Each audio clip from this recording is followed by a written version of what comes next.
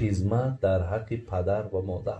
حتی ما حدیث ها داریم میگه بر الوالدین افضل من الصلات و الصوم و الحج و جهاد فی سبیل الله.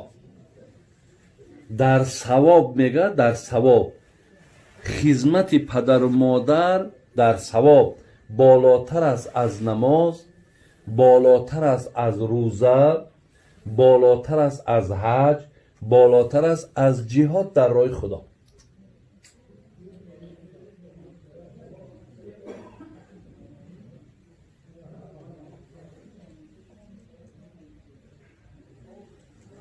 خواهی که خدای از تو خوشنود شود، سرمایه عمر تو همه سود شود.